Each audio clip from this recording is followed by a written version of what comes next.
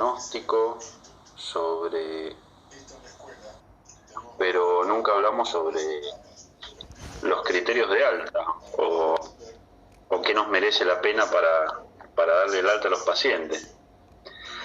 ¿Mick Jagger o Carlos Tejedor? Las dos cosas. Buenas tardes. ¿Cómo anda mi amigo? ¿Cómo estás? ¿Sale bien? ¿Todo tranquilo? Bien, ¿vos? Muy bien. Bien. Yo acá luchando contra el COVID, que no me deja controlar mi pelo, es increíble. Veo. Mejor momento. Te veo. Yo no tengo mucho que controlar, pero bueno, hago lo que puedo. ¿Por qué no querés? Y bueno. ¿Cómo va? Te estaba escuchando atentamente ahí, de hablar de un tema difícil. Nos ha tocado un tema hoy. Pero bueno, vamos a salir a la cancha con la camiseta 10 a ver qué sale. Vamos a ver, yo le quiero mandar un saludo ahí a la gente del grupo de terapia manual que está entrando y a muchas personas que conozco. Saludos para todos ahí que bueno, nos estamos viendo. Así que bueno, sí, siempre con el aguante, así que vamos a esperar unos segunditos que se vaya conectando la gente. Hoy te tuve no te tuve que abandonar, yo sé que estás con el vino ahí, pero yo como voy a entrenar después de esto, dije voy con el café. Yo entreno más temprano. Es que ahí te cagas de frío. No podés acá, con el clima cordial. Es imposible. A esta hora es vino, nada más. Me parece muy bien. Así que bueno, vamos a ir arrancando un poco con este tema del criterio de alta para el dolor lumbar, como charlábamos un poco de un título bastante ambicioso. Así es. Por nuestra parte, pero no un tema menor, ya que cuando hablamos del dolor lumbar hablamos de muchas cosas o hablamos de muchos aspectos de la neuroanatomía, de la fisiopatología, de la biomecánica, de lo visceral, de lo postural. Creo que con el dolor lumbar podemos tocar casi todas las aristas que hay dentro del ámbito de la kinesiología convencional y no convencional en el momento de abordar un paciente con este cuadro. Importante para empezar a hablar de un criterio de alta, creo que es definir un poco el tema de dolor lumbar, ¿no? Sí. Sabiendo que podemos decir que hay varios tipos de acuerdo a varias clasificaciones, ¿no? Pero de acuerdo a la evolución en el tiempo y de acuerdo a la estructura afectada o a la fisiopatología o a la gravedad del cuadro, ¿no? Creo que lo podemos clasificar de esa forma. No sé qué pensás vos, Carlos. Sí, la realidad es que, mirá, a mí me gusta mucho el tema y es imposible llegar a estar actualizado al 100% siempre porque el dolor lumbar es la primera causa de discapacidad mundial, con lo cual se invierte muchísimo dinero en investigación y además la mayoría de las investigaciones son de muy mala calidad, en general, de las investigaciones en general, y después tenés un grupo de investigaciones que son de alta calidad, pero claro, también pasa esto de que como es mucha cantidad, estar constantemente actualizado es difícil. Y además lo interesante que tiene el dolor lumbar es que como hay mucha población con dolor lumbar, también se utiliza mucho la población que tiene dolor lumbar para estudiar lo que es el dolor, ¿no? Porque ahí es como parece una tontería, pero son dos entidades diferentes, ¿no? Porque el dolor lumbar es un síntoma, entonces hay que entender a lo que es el síntoma y a lo que es el problema, ¿no? Porque hay las lumbares. Y eso es un tema. Y entonces a la hora de clasificarlo ya es complicado, porque tenemos que clasificar dolor y tenemos que clasificar problemas en la columna. Entonces es todo un tema. Es difícil clasificar un síntoma realmente.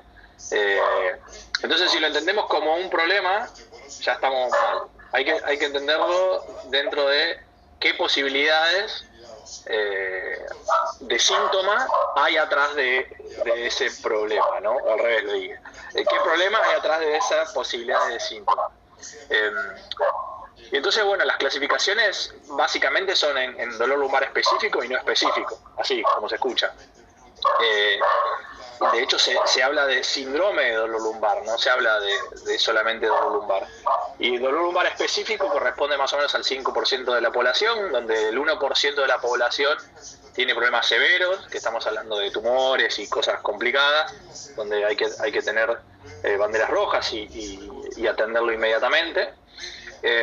O caudas equinas, ¿no? O a fracturas complejas. En ese 5% de pacientes que tienen dolor lumbar, lo que existe también son pacientes que tienen problemas reumáticos, ¿no? Alguna pelvispondilitis, un Reiter, un Scheuermann, ¿no? Alguna cosa de esas.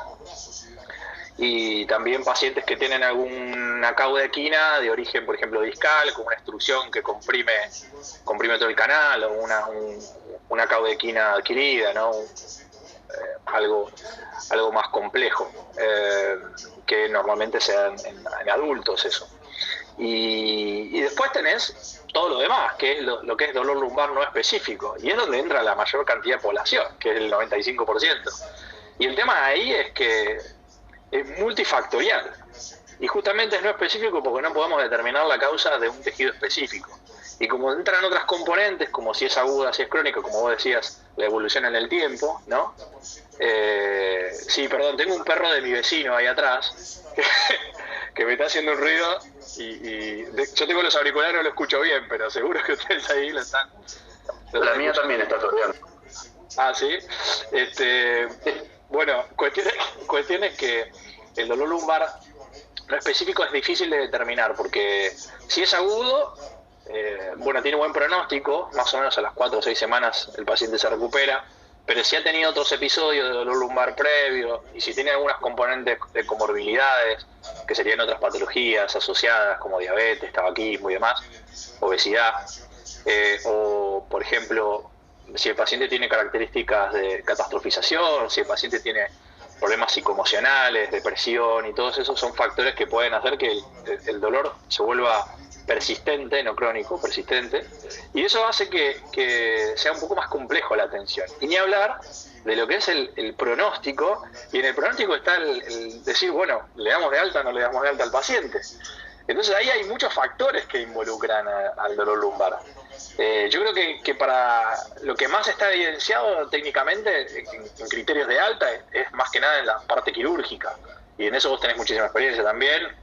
Nosotros trabajamos yo trabajo con pacientes que están operados, trabajé muchos años con pacientes operados de columna, y hay ciertos criterios, más o menos, para saber que el paciente va a estar recuperado, pero es como hay un pantano medio gris, no sé vos cómo lo ves ahí. Sí, pasa que es un grupo gigante de pacientes, porque también dentro del ámbito quirúrgico tenés el paciente que se operó al pedo, el paciente que se operó de algo agudo y el paciente que se operó de algo cronificado en el tiempo, ¿no? Y el paciente que se operó por estética, ¿no? Una escoliosis operada por estética, ¿cuánta gente hay que, sobre todo adolescente, que se opera por estética porque no le gusta cómo le queda el vestido o no usa vestido? ¿Qué tal? Saludos a todos, sí. A Mariana Altomar, una genia total. Así que creo que ahí por lo menos uno juega un poco más con el cirujano para ver en qué momento le da el alta al paciente, estimando que no se haya complicado con el aflojamiento de una osteosíntesis, con una fractura por encima de la fijación, con alguna lesión medular, con alguna infección. Bueno, hay más literatura con respecto a eso. Pero cuando nos llega este manoseado que viene de 74 kinesiólogos diferentes y llega con el dolor lumbar y te dice, vos me tenés que salvar porque me opero, porque si no me opero, ahí es donde entra nuestro dilema diagnóstico, ¿no? Que es con lo que viene el paciente.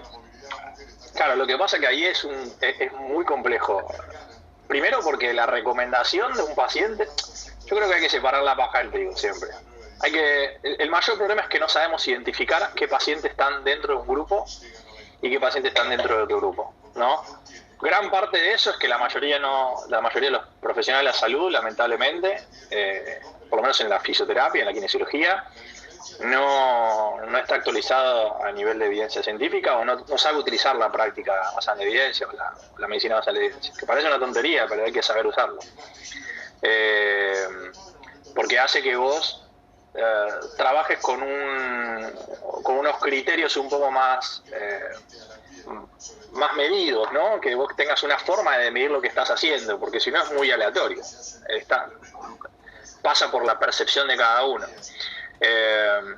La realidad es que el grupo de pacientes que están operados debería ser el grupo donde tienen patologías específicas, donde ya hay compromiso neurológico, donde hay algún otro compromiso, ya sea tumoral o otras características, y no pacientes que no lo tienen.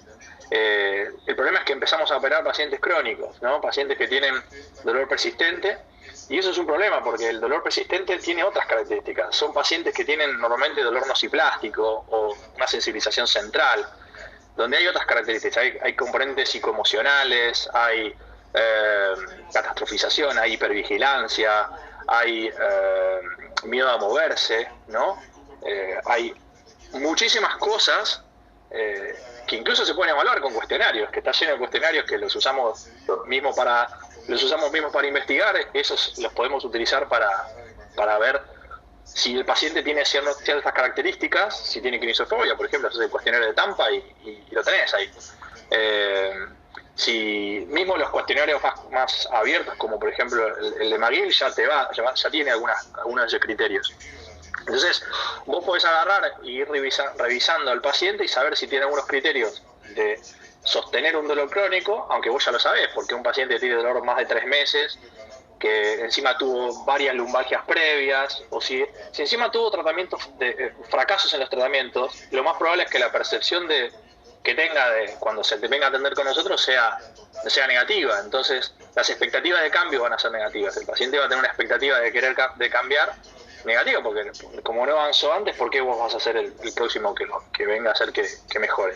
A menos que venga súper referenciado y que venga con todas las expectativas. Entonces eso es algo bueno para nosotros porque funciona como un efecto Hausdorff, o un efecto placebo, ¿no? Para mejorar al paciente. Entonces parece una tontería, pero lo que tiene es que esos pacientes deberían poder cambiar con otros abordajes, no con cirugía. Entonces vos estás operando algo creyendo que es mecánico cuando realmente, o con un modelo biomédico, cuando realmente hay que trabajar otras cosas. Hay que trabajar el cuerpo, hay que poner al paciente a hacer ejercicio, pero también hay que cambiar un montón de conductas, un montón hay que enseñarle sobre el dolor, hay que hacer educación sobre el dolor, hay que hacer educación sobre lo que le pasa, sobre el movimiento, sobre lo importante que es el movimiento para cambiar las capacidades que tiene y sacarle el miedo. Y parece una tontería, pero no lo es, porque si no, no va a cambiar. Y es lo que vemos en realidad, porque el paciente tiene toda la expectativa de que se tiene que operar, se termina operando, pero en el fondo siempre tiene dolor. Y va a tener que hacer la rehabilitación igual. Sí, es que es lo mismo, porque por ahí el paciente yo por ahí la gente me dice, me quiero operar de una hernia discal, y lo evaluás clínicamente y no cumple los criterios. Pues yo siempre digo que el dolor en la rodilla, en el hombro, en el codo y en la cadera, ¿sí? El dolor invalidante son criterios certeros para operar. Pero en la columna no. En la columna yo siempre le digo, te haces caca todos los días encima, y la mayoría de la gente te dice que no, por suerte, ¿no? O anestesia en silla de montar, o anestesia en la planta de los pies, o cosas que son muy marcadas, que por suerte es la minoría de los pacientes que atendemos. El resto de los pacientes, como vos decías, necesitan neuroeducación, ¿no? Y necesita convencerse de que puede hacer lo que cree que no puede hacer. Pero ¿qué pasa? Por ahí cuando nosotros no le damos las herramientas al paciente para que el paciente haga un esquema diferente de su cuadro patológico, el paciente se termina operando. Porque en realidad muchas veces los culpables, es como decía un profe de León, que la primera contraindicación para tratar al paciente somos nosotros mismos. Exacto. Nosotros no tenemos las herramientas para brindarle al paciente o para poder justificar. Yo siempre me pregunto lo mismo, digo, ¿le pude justificar o me puedo justificar a mí mismo lo que le dije a los 20 pacientes que atendí la semana pasada? Y la mayoría de las veces pasa que no nos podemos justificar todo, estamos como mecanizados y y vamos explicando y los vamos encuadrando los pacientes a todos, porque el dolor de espalda, y le decimos, no, mira, si no es muscular es inestabilidad, y si no es una víscera, y si no es esto. Entonces, clasificar a los pacientes, creo que en eso estamos de acuerdo, es lo más importante. Y sí, creo que ahí, una cosita, creo que ahí lo importante es clasificar el tipo de dolor que tiene, aunque parezca tonto, pero el dolor lo podemos dividir así a grandes rasgos en tres, en lo que es el dolor nociceptivo, el dolor nociplástico y lo que es el dolor mixto, que tiene una componente de sensibilización central. Pero cuando es nociceptivo podemos ir a buscar ciertas causas. Por lo general hay algo traumático, hay ciertas características, es más agudo, y vos sabés que no se comporta tanto, no se modifica tanto con las percepciones del con estados psicológicos. El tipo de dolor es un poco diferente, tiene un dolor de características más alternantes, ¿no? Es bien agudo, es intermitente, a veces se modifica con alguna posición. Bueno, tiene ciertas características que siguen algunos rasgos específicos, y ahí tal vez el abordaje es mucho más fácil, incluso hasta tienen buen pronóstico esos pacientes. Pero total. Pero después ya cuando el paciente tiene un dolor más complejo y lleva más tiempo, ya es otra cosa. El abordaje tiene que ser diferente, completamente diferente, y mismo las guías te lo dicen. Y ya está desrecomendado operar a ese paciente que tiene dolor, que es un dolor no específico, no hay que operarlo. Es simple, es decir, saquémosle la cabeza que hay que operarse. Y tenemos que aprender a comunicarnos también con el paciente. Creo que el mayor problema, como decís vos, somos nosotros mismos. Y mira, a mí me contaba una vez, sí, una vez me contaba un kinesiólogo muy amigo mío, y me dijo, en realidad los culpables no son los médicos que operan, los culpables somos nosotros los kinesiólogos que no hacemos bien las cosas. Porque siempre el médico tiene en una mano el bisturí y en otra mano el recetario, ¿no? Por así decirlo, y en el medio estamos nosotros, que tenemos que hacer rehabilitación. Y a veces el médico te manda a hacer kinesiología y vos haces cualquier cosa y el paciente no mejora, incluso lo podés empeorar porque le generás un efecto nocebo por las cosas que le decís y lo empeorás, y el paciente va a volver con el médico. Y entonces el médico va a pasar 3-4 meses, el paciente ya no da más, está peor, y entonces el médico dice, bueno, vamos a operarte. Entonces, ¿qué hacemos? Te operamos. Y al final no cambiamos nada. No, pasa que, mira, yo tengo mi grupo de amigos cirujanos de columna de acá de Mendoza, siempre dicen que la cirugía de la columna es la última alternativa de la última alternativa, o sea que entienden que no hay que operar al paciente por operarlo o por sacártelo de encima, porque por ahí viste que dice el paciente rompe tanto que lo terminan operando y después termina siendo peor, porque ni se convence con lo que lo operó el médico, ni se convence con lo que nosotros hacemos. Entonces creo que derivar a un paciente a una cirugía tenemos que tener criterios clínicos muy, muy certeros, y por suerte son la minoría de los pacientes. Y yo creo que ahí tenés una ventaja vos, porque como a vos te pasa lo mismo que a mí. Los cirujanos con los que nosotros trabajamos nos conocen. Y parece una tontería, pero nosotros le sacamos un montón de pacientes adelante. Es decir, no porque no lo saquen los demás, pero si nosotros trabajamos en eso y nos especializamos en eso, es más probable que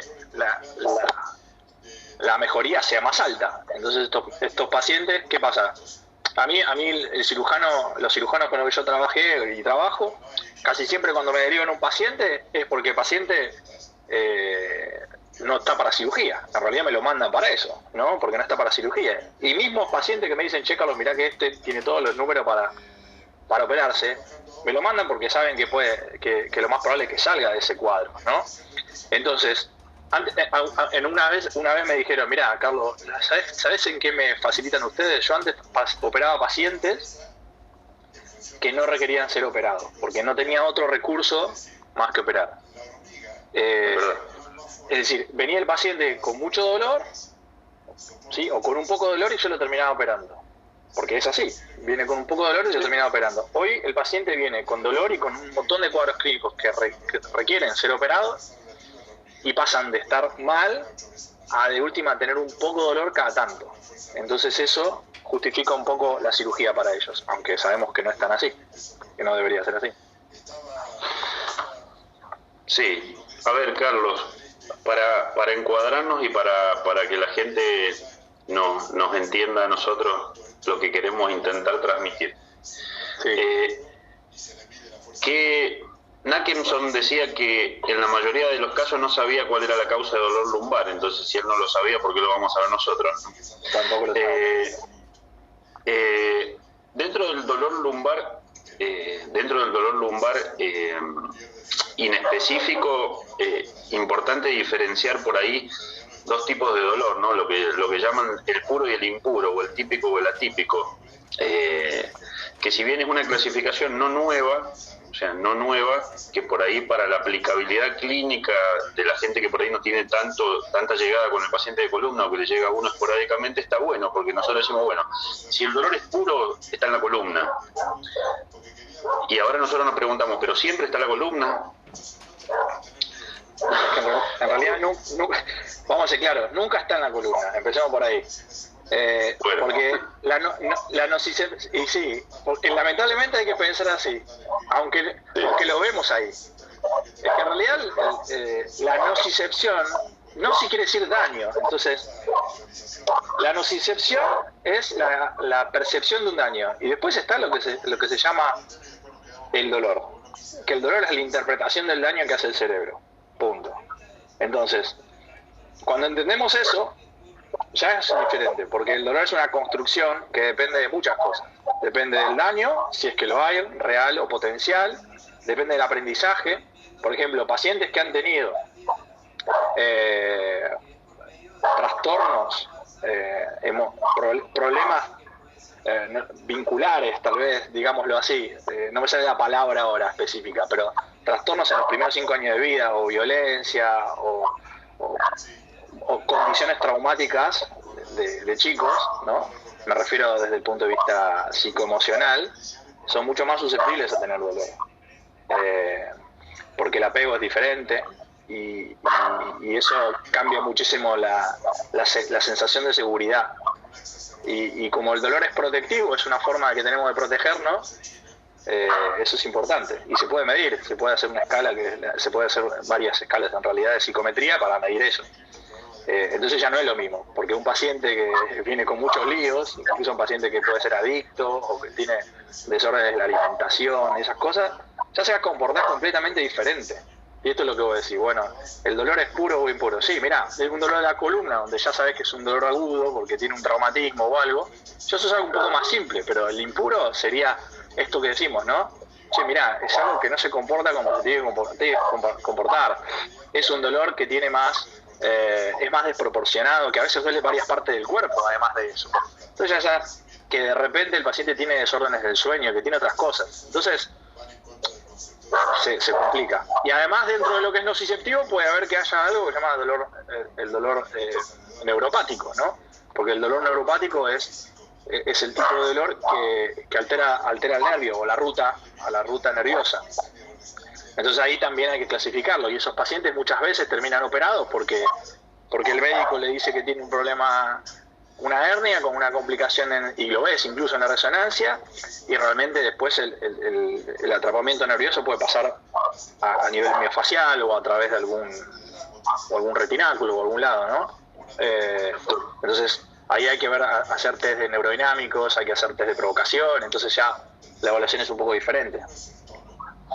Y ahí que tocaste el tema de la evaluación, se me van ocurriendo preguntas mientras te voy escuchando. ¿Qué te gusta más? ¿Acostarlo al paciente en la camilla o hacerlo mover para evaluarlo? Me vas a decir las dos cosas, ya sé que me vas a decir las dos cosas, pero a vos, Carlos Tejedor, ¿qué te Yo gusta creo que más? la respuesta ahora siempre es depende. Con esa aprobás todos los exámenes y sabés responder, ¿no? Atrás de eso. Pero creo que siempre depende. De hecho, el otro día vino una paciente que tenía un problema en la cintura, pero no podía ni acostar. Entonces, olvídate. Ya te digo, olvídate. Creo que lo primero es escuchar. Y escuchar. De hecho, por ejemplo, yo pocas veces hago los cuestionarios así, se los tiro a los pacientes, se los doy antes en la entrada para que lo hagan o antes para que los completen. Normalmente lo que hago es ir preguntando en medio de la entrevista. Creo que eso es mucho mejor, porque además genera mejor alianza terapéutica y empatía con el paciente, porque lo sacás de ese ambiente que es más estructurado, ¿no? Entonces, clínicamente a mí me gusta escuchar muy bien para ver qué componentes trae el paciente, si es un dolor más agudo, si es más traumático, si es agudo y traumático yo me relajo, porque yo ya sé que probablemente no haya tantos problemas. Pero si encima tiene antecedentes, si no es la primera vez que le pasa, si es más nociplástico, ahí ya hay que tener un poco más de cuidado, hay que escuchar mejor, hay que preguntar bien, hay que hacer una escucha activa. Hay que ser muy cuidadoso con lo que le decimos. Las palabras, ahí hablaba una persona, no me acuerdo quién, pero decía que tener mucho cuidado con lo que hablan los médicos y nosotros también. De hecho, las palabras importan mucho, porque no es lo mismo lo que le decimos al paciente de lo que no le decimos. Si le decimos que tiene una escoliosis, por ejemplo, eso le va... Si el paciente le decimos, no, es que el problema es la escoliosis, y que tu dolor es la escoliosis, y eso hoy sabemos que no es así, el paciente se va a la casa, ni siquiera se va a la casa, sale de ahí, del consultorio, busca en Google escoliosis y va a leer que la escoliosis te trae 1000 problemas, ¿viste? Y ya va a tener más dolor.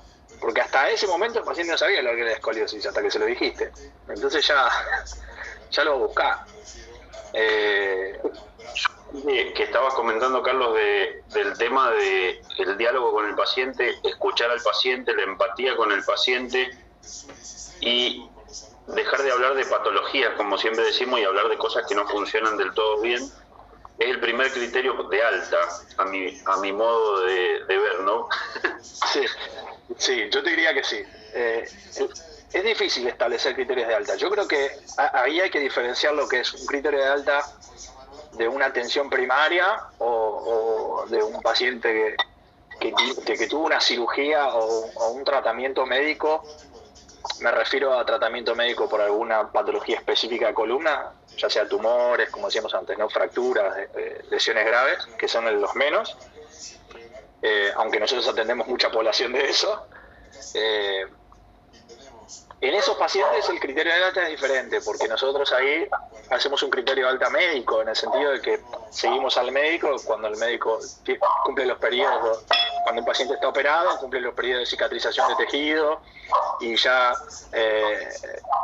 nosotros empezamos una rehabilitación, más o menos a los 3 meses, más o menos el paciente ya está relativamente bien.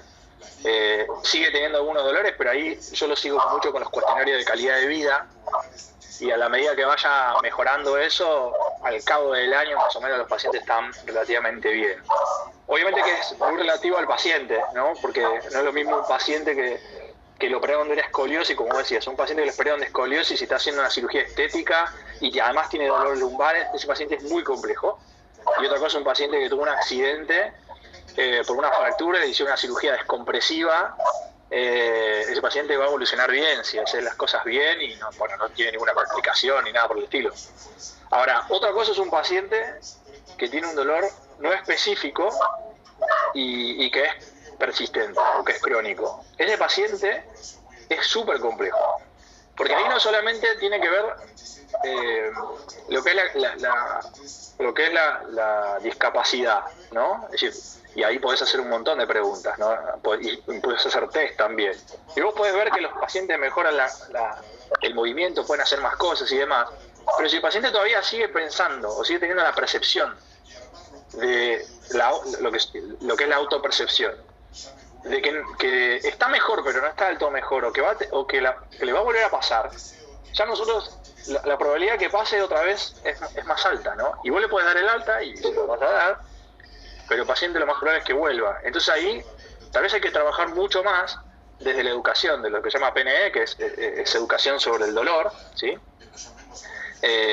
Y podés hacer algunos cuestionarios. A mí hay uno que me gusta, que es el GORC, que es un cuestionario que es el Global Rating of Change, ¿no? Que es la escala global de cambio, que es un cuestionario fácil, que lo puede hacer para ir midiendo cómo va mejorando el paciente, que puede ir de -7 a +7, o de -11 a +11, -15 a +15, donde el paciente le decís, bueno, mira, -7 o -11 es que está totalmente mal, es lo peor de tu momento de tu vida, ¿no?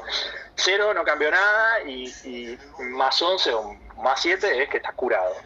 ¿Cómo te sentís ahora? Y te dice, mira, estoy en más 7, perfecto, listo, ya está. Vos ya sabes que el paciente está bien, y eso puede ser un criterio de alta, porque la percepción de uno de que está saludable es importante, ¿no? Porque yo ya sé que estoy mejor, que puedo hacer más cosas, y eso también tiene que ir motivado por el paciente. A mí me gusta decir que nosotros tenemos que saber direccionar junto con el paciente los objetivos de tratamiento, y no poner los objetivos en el dolor, sino en recuperar funcionalidad, porque se sabe que cuando ponemos los objetivos en recuperar funcionalidad, mejora el paciente. Pero cuando me refiero a mejorar movilidad, a mejorar funcionalidad, la funcionalidad o la expectativa que el paciente quiere, a eso me refiero, no la que a mí se me ocurra. No, totalmente. Por eso los americanos usan tanto el tema de la satisfacción del paciente durante y luego de una terapia, porque en realidad el éxito depende de que el paciente esté satisfecho, no de que vos tengas más títulos colgados en la pared. Exacto. Eso puede ayudar, realmente. Sí. Puede ayudar a que se crea que es en la expectativa, claro. Pero si después, imagínate la frustración, ¿no? Imagínate que yo voy con vos, que tenés un montón de títulos colgados, y me atiendo y no mejoro, al contrario, empeoro. La próxima vez que vaya con otro, claro, mi expectativa de cambio va cada vez en declive.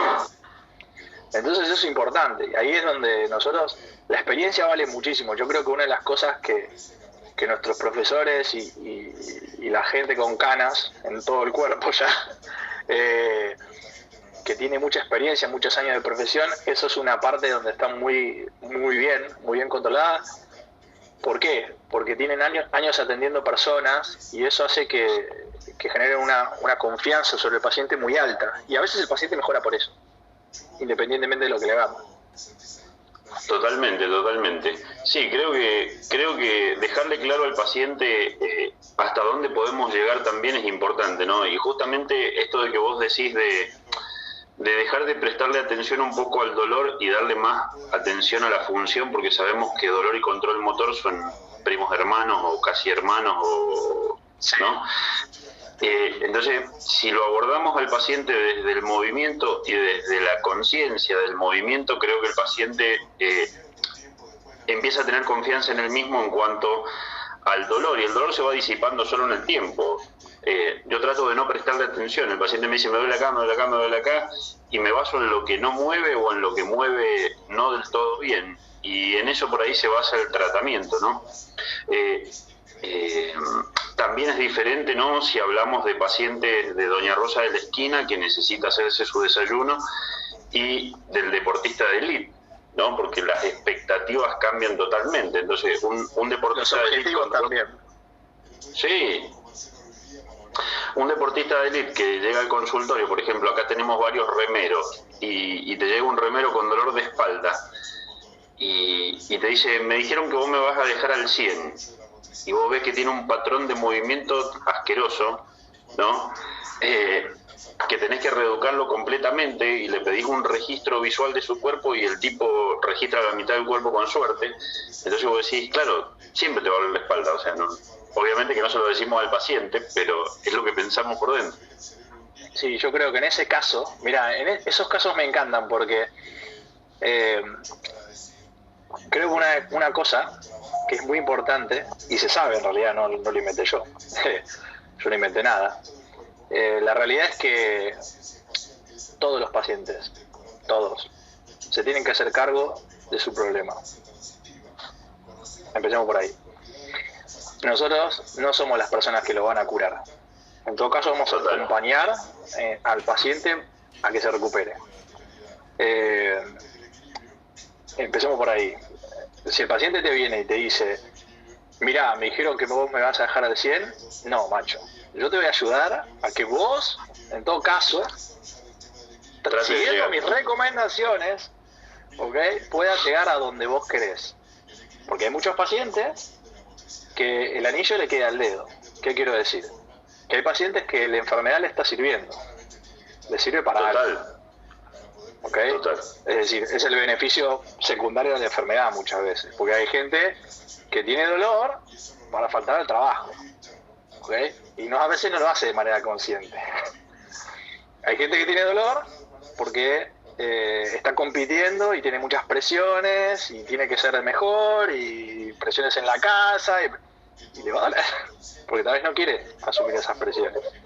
Entonces, ahí está la componente psicoemocional, que es importante, y entender y escuchar bien lo que dice el paciente. Por eso digo, cuidado con los pacientes. Ahora, si el paciente se hace cargo y cambia y quiere cambiar, bueno, ahí charlamos, porque el paciente tiene que poder querer cambiar. Como decía Hipócrates, ¿no? Muchas veces para curarse la enfermedad hay que estar dispuesto a dejar atrás aquellas cosas que te enfermaron, ¿no? Entonces, muchas veces en esos pacientes que son crónicos hay que cambiar estilo de vida, hábitos, y de verdad que en el fondo se traduce en pérdida de la movilidad o en una discapacidad, ¿no? Entonces, bueno, nosotros vamos a enfocarnos en la discapacidad, en lo que no puedes hacer y en lo que te gustaría volver a hacer. Y ahí paciente, incluso cuando le preguntamos, una de las preguntas que hay que hacerle cuando queremos ver expectativas, que ver expectativas de cambio o expectativas de tratamiento es parte de lo que es la alianza terapéutica. Trazar las expectativas del tratamiento es parte de la alianza terapéutica. Entonces, cuando nosotros agarramos y le preguntamos, bueno, ¿y qué esperas de este tratamiento? Nos callamos, escuchamos y tratamos de ver qué dice el paciente. La mayoría de los pacientes que tienen dolor persistente o dolor crónico te dicen, yo espero que... Perdón, me desconcentré porque tengo el perro en las orejas. Ese es tuyo. El que está ladrando. Ese es mío. Ese es tuyo. Ok, decía, cuando el paciente le pregunta qué expectativas tiene del tratamiento, el paciente te dice, no, yo me quiero sacar el dolor. Y eso es poner el foco en el dolor. Y el dolor es el síntoma. Es como querer sacarse la fiebre cuando tenés una gripe, ¿no? Entonces yo le digo, bueno, pero imagínate que yo te saco el dolor. ¿Qué cambiarías de tu vida? ¿No? ¿O qué cosas harías? O si sacáramos el dolor, ¿cambiaría algo? ¿Afectaría algo en tu vida? ¿Qué volverías a hacer? Y a veces el paciente dice, mira, yo volvería a jugar al fútbol. Y si es posible que vuelva a jugar al fútbol, ¿no? Porque hay algunos que te dicen que tienen 60 años y diría, yo sería bailarina de Colón. No, pará. Bueno, quédate dentro de lo posible, de lo plausible. Entonces, cuando el paciente dice, mira, yo volvería a jugar al fútbol con mis amigos, y vos decís, bueno, no tiene ningún impedimento físico para que lo haga, y bueno, vamos a tratar de poner la expectativa ahí, vamos a tratar de llevar para ese lado, a ver si es posible. ¿Y qué necesitamos? Mira, necesitamos que ya puedas ponerte las zapatillas, o necesitamos que este movimiento que no puedes estar más de una hora parado, bueno, entonces que puedas estar tolerando una hora parado. Es decir, entonces esas cosas las vamos viendo y las vamos trazando. Y esas cosas, si el paciente las va recuperando, ya percibe que está mejorando. Y entonces el dolor va mejorando. Porque la forma en que nosotros tenemos para mejorar el dolor tiene que ver con eso. Es decir, la forma que tenemos nosotros para recuperar los tejidos tiene que ver con la forma en que nosotros ponemos el dolor, aunque parezca loco, pero si yo siempre pongo este ejemplo. Si yo me fracturo esta mano, mi cerebro va a decir, bueno, no la muevas porque la podés empeorar, ¿ok? ¿Y cuánto tiempo? Bueno, hasta que se cicatricen los tejidos. Si yo tengo el yeso, me sacan el yeso. Yo sé que mi mano está curada, porque el médico me lo dijo y porque mi mano está curada, porque pasa el tiempo y se cicatrizan los tejidos. El tema es que sigo teniendo dolor, porque lo último que percibí que fue que tuve un daño muy severo, que fue una fractura, y se activaron todos mis nociceptores. Entonces, a la medida que yo voy moviendo, mi cerebro va dando límites, me va dando de a poquito, me va dando los límites de lo que es el movimiento, para que yo pueda ir de a poco subiéndole la carga al tejido, a ese tejido que está reparado. Entonces, en la medida que yo le voy sumando carga con el tiempo y lo voy haciendo de forma progresiva, yo voy sintiendo dolor, pero no tan alto para que me limite y no lo pueda mover más, ni tampoco tan bajo como para que, no tan alto para que yo no me limite, lo suficientemente bajo para que yo lo pueda mover. Entonces, me da esos parámetros para que yo tenga un límite de confianza. Y eso es lo que hay que volver a hacer. Y a día yo voy moviendo cada vez más. Y es lo mismo que pasa cuando entrenamos. Si yo no estoy acostumbrado a levantar 200 kilos, no lo voy a levantar de la primera. Y si lo levanto a la primera, levanto 10 repeticiones, tal vez me quedo doblado. Porque nunca lo hice. O estoy una semana con dolor. Ahora, si lo voy haciendo de forma progresiva, con una buena estrategia, y algunos días voy a sufrir un poco más la carga del subir de peso, algunos días menos, pero puede ser que llegue a levantar 200 kilos. Entonces la prevención es importante. Eso se llama exposición gradual al dolor. Esos pacientes que tienen miedo a moverse, hay que exponerlos gradualmente. Y si no, hacerle mover otra parte del cuerpo, digamos, la distracción es la mejor forma de dejar de perder el foco en el dolor, ¿no? De que la gente pierda el foco en el dolor, entonces lo distraemos. La gente viene con un dolor de espalda y le decimos, bueno, mira, no balanceas bien los brazos. Entonces el balanceo de los brazos es fundamental para que te empieces a mover mejor.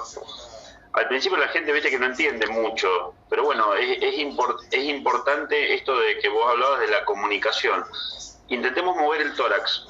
¿Por qué? Porque si el tórax se mueve bien y ahora no se está moviendo, la sobrecarga la tiene la pelvis. Entonces el tipo se focaliza en otra cosa y le empieza a perder de a poco la atención al dolor. Sobre todo cuando hay gente que viene con tanto mal manejo, ¿no? O tanto maltrato, o que tiene el turno para la cirugía. Porque por ahí... Eso es dificilísimo, porque ¿sabés cuál es el problema? No sé, voy a darte un ejemplo claro que me pasó esta semana. Vive una paciente y me dice que el médico le dijo que la tenía que operar. Y ya viene hace rato fracasando con tratamientos.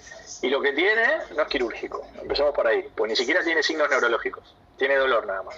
Salvo un poco de irradiación que no tiene nada que ver con...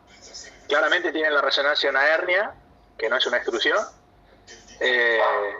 y supuestamente está teniendo contacto con el nervio. Pero cuando vos le haces la exploración neurológica está bien, está perfecto. Entonces vos decís, no tiene ningún criterio para que realmente sea operada, ninguno. Entonces yo le digo, mira, no tenés ningún criterio para estar operada, para operarte. Y el médico le dice que la tiene que operar. Imagínate el matete que tiene en la cabeza, porque la chica dice, ¿en quién confío? ¿En este chato que me está diciendo que está todo bien? ¿O en el otro que me dice que me tengo que operar? Entonces le generamos más crisis. Entonces ahí es complicado, porque nosotros tenemos que poder acompañar a la persona, decirle la verdad de la milanesa, porque hay que decirle la verdad, pero si nosotros empezamos a tener posiciones contradictorias, le generamos más problemas. Entonces tenemos que poder ayudarla a facilitar la decisión y decirle, bueno, mirá, yo creo que esto no es quirúrgico, vamos a intentar hacer esto, a ver qué pasa, ¿te parece? Eventualmente podemos volver al médico a revisarte, pero yo estoy seguro que esto va a mejorar, porque hay ciertas características. Y le explico sobre el dolor, hacemos educación sobre lo que le pasa, pero ya el paciente está hecho huevo. Y eso que vos decís es así, es espectacular, porque es tal cual. Mira, tengo una médica que es bastante conocida de acá de Mendoza, que me va a ver al consultorio porque se operaba la semana siguiente, ¿no? Esto fue no hace mucho, todavía la estoy viendo. Y me dice que la iban a operar de la columna porque tenía 2 hernias, ¿no?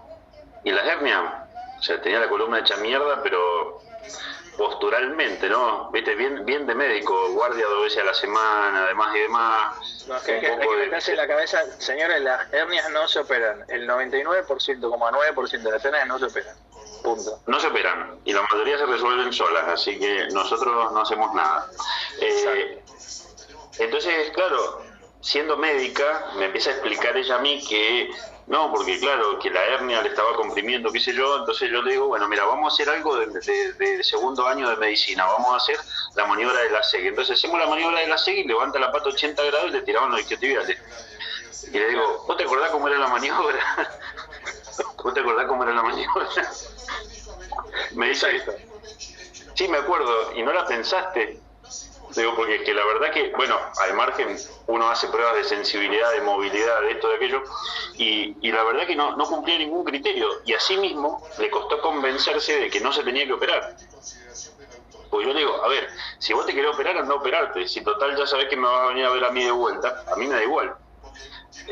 Pero la realidad es que si no cumplís con los criterios, es que nos pasa a menudo, por lo menos acá nos pasa a menudo, que el paciente me dice, vengo como la última alternativa porque ya me dijeron que me tengo que operar en un mes, en 15 días y todo lo demás, y te ponen como entre la espada y la pared, ¿no? Porque vos decís, no le podés decir, no, mira, el médico está equivocado, nunca. Porque si después te va mal, te tenés que hacer cargo. No, pero en realidad no, es que, ¿sabés qué pasa? Yo no creo que la gente esté equivocada. En todo caso, no tiene toda la información. pienso lo mismo. Y si la tiene y no toma la decisión, eso es un problema. O eso es peor todavía. Lo que pasa es que también está en nuestro esquema de creencias y es difícil cambiar nuestras creencias, realmente, es difícil, nos cuesta. De hecho, nosotros pasamos de un modelo biomédico a entender que el dolor es mucho más complejo y esto pasó en los últimos años, no es que pasó hace 40 años. Es decir, teníamos un poco de idea, pero esto no es de hace 200 años que ya sabemos cómo es la cosa. Recién estamos entendiendo un montón de cosas.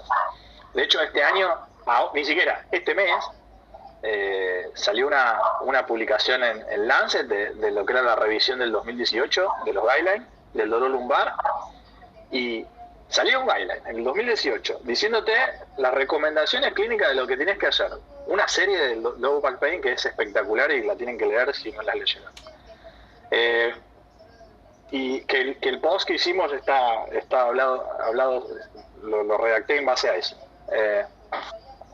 La verdad es que el artículo este te dice que aún sabiendo que hace 2 años que tenemos estos guidelines, la gente sigue sin utilizarlos.